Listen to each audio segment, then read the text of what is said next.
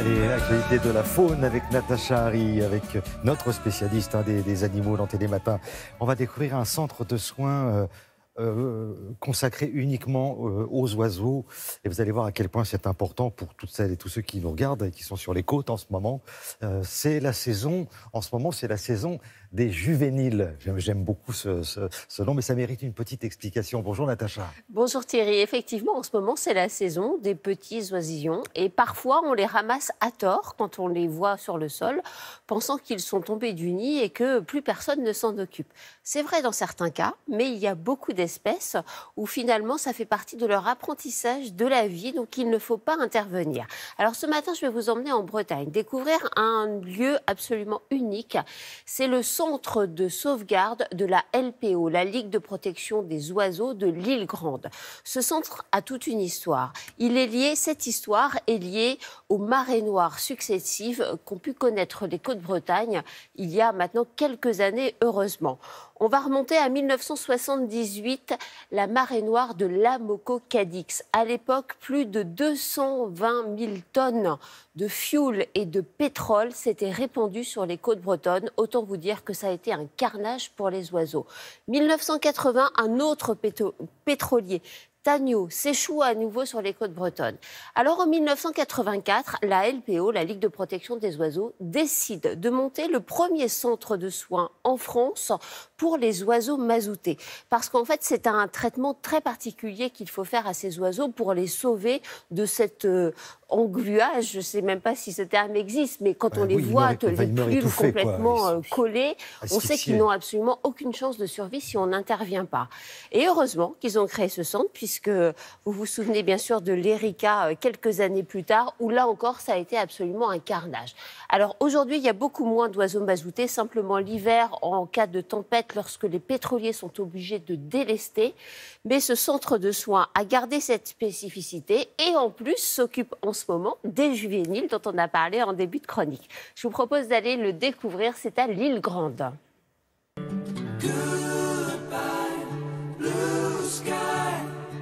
La LPO a créé ce centre de soins en 1984, quelques années après la marée noire de l'Amoco-Cadix, qui avait gravement endommagé les populations d'oiseaux marins sur la réserve naturelle des Sept-Îles.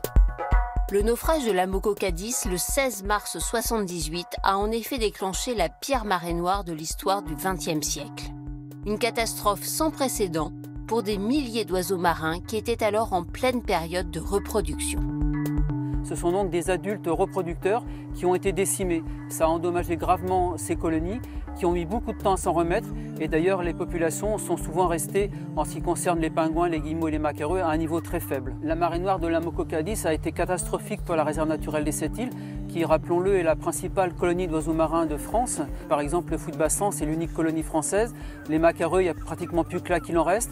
Il y a aussi des pingouins, des guillemots, enfin beaucoup d'oiseaux qui nichent en colonie.